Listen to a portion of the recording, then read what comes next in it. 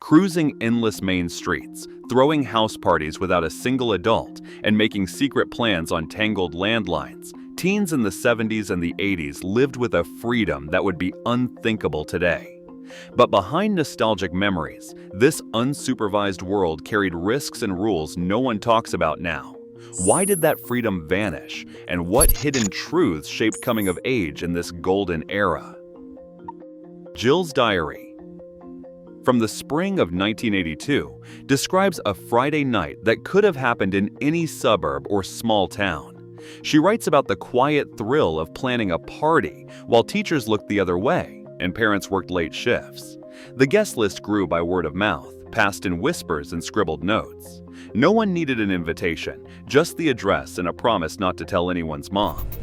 By dusk, kids arrived in waves, sneakers muddy from cutting through backyards or slipping in through basement doors. Coats and bags piled up in the hallway. Someone brought a stack of records, another a six-pack snuck from an older sibling. The house filled with laughter, nervous energy, and the smell of popcorn burning just a little in the microwave. In the woods behind the cul-de-sac, a second party flickered to life around a makeshift fire, the glow hidden from the street. There were no texts, no group chats, just a chain of trust, and the old rule: be home when the streetlights come on.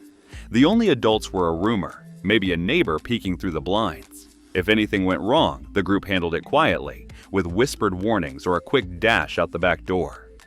Jill's entry ends with a line: "We made our own rules, and for a few hours, it felt like the world belonged to us." A set of car keys in hand meant the night could go anywhere. In the late 1970s and early 1980s, getting a driver's license at 16 or 17 wasn't just a milestone. It was a ticket to your own world.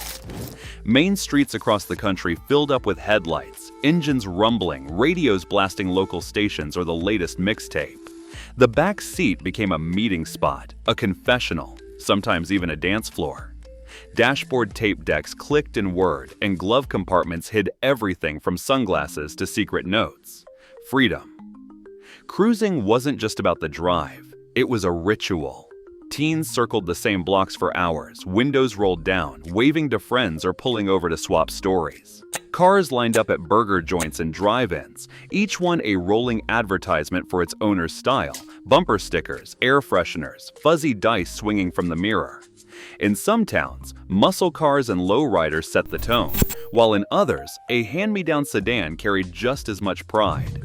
Marcus remembers tuning in to the Friday night call-in show, hoping to hear his name or catch word of where the action was. The radio became a lifeline, connecting drivers across neighborhoods and hinting at where the next stop might be. Without phones or group texts, the road itself was the network.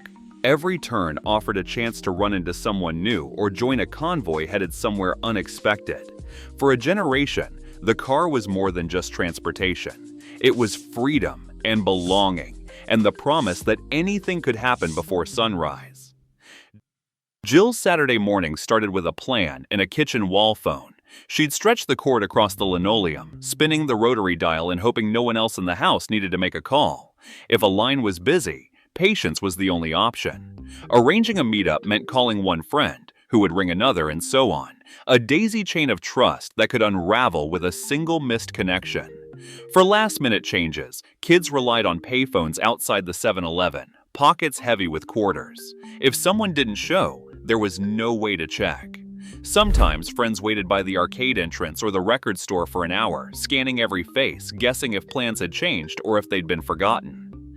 School days brought a different kind of code. Notes folded into triangles or passed under desks carried secrets, phone numbers, and party addresses. The thrill was in the exchange: a quick glance, a scribbled reply, a paper trail that could vanish in a heartbeat. Jill kept her best ones tucked into a shoebox under her bed, each one a snapshot of a friendship or a crush. Music was another language. Jill spent afternoons with her finger hovering over the tape deck, waiting for her favorite song to hit the radio. The perfect mixtape took hours to build, each track chosen for a reason, each pause timed to avoid the DJ's voice. Giving someone a mixtape was more than a gift. It was a message, a piece of yourself shared in plastic and magnetic tape. Without instant messages or social media, every connection took work, every plan was a leap of faith, and every memory was earned. Lynn's Saturday started in the mall parking lot, where the line for the arcade snaked past the glass doors by 10 in the morning. Inside, the air buzzed with the sound of coins clinking and synth pop leaking from every corner. Malls weren't just for shopping, they were the arena where friendships, rivalries, and first crushes played out in public.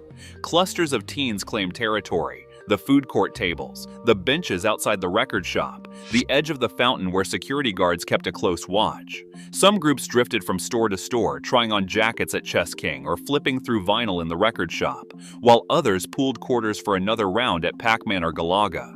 For kids like Lynn, the arcade was a proving ground. High scores meant status, and a crowd would gather around the best players, cheering or jeering depending on who was at the controls.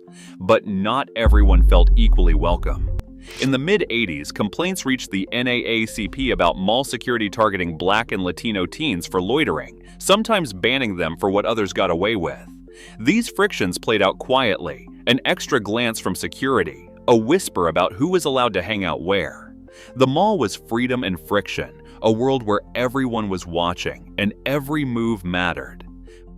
By the early 80s, teenage identity was stitched together with sound and style. Music moved from the radio and record store into every corner of daily life, thanks to the Sony Walkman, which first hit shelves in 1979. Suddenly, anyone could soundtrack their own world, on the bus, in the hallway, or walking home after dark. The right mixtape or band t-shirt spoke louder than words, broadcasting taste and loyalty in a way that was instantly recognizable to anyone in the know. Fashion changed almost as fast as the charts. Bell-bottoms and feathered hair gave way to neon parachute pants and checkerboard Vans.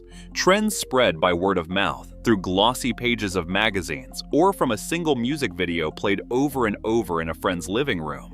When MTV launched in August 1981, it did not just play music, it showed teens how to look, move, and even decorate their bedrooms.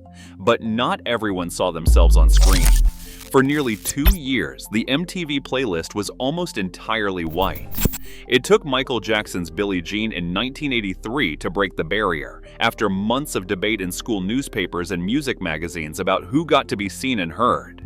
Sociologist Dr. Marsha Reynolds explains that MTV accelerated the pace of trends and made style visible in a way nothing else had. But it also sparked conversations about race, representation, and who belonged in the new pop culture mainstream. For teens, the combination of music, fashion, and television did not just reflect identity, it helped invent identity, one video and one outfit at a time. In the early 1980s, a different kind of warning started to echo through high school hallways and evening newscasts. Stories of parties gone wrong, of drunk driving crashes, overdoses, and lives cut short, forced adults to pay attention to the risks that came with teenage freedom.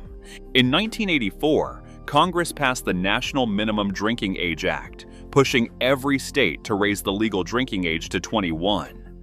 For teens who had grown up with easy access to alcohol, the new law closed doors overnight. Suddenly, the same house parties and cruising routes carried new risks, not just from the bottle, but from the law.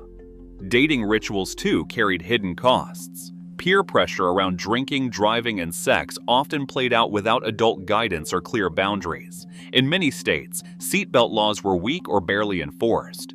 Piling into a friend's car after a party, few thought twice about buckling up. By the mid-1980s, public health campaigns and tragic headlines pushed seatbelt use into the national conversation. But habits changed slowly. Mental health rarely made the news. Problems were whispered about, if at all. Dr. Sheila Grant, a psychologist who worked in suburban schools during the era, recalls that she saw so many kids struggling, but there were not resources or language for it, and most just tried to blend in. The freedom that defined the era came with a shadow, one that would eventually force parents, lawmakers, and teens themselves to reckon with what had been lost and what could never be taken back. Today, teens live under constant digital surveillance, but the quest for real connection and independence remains. The world rewrites its rules, but every generation still searches for its own boundaries. Freedom always comes with a cost. What matters is who gets to decide what it means. Share your perspective below.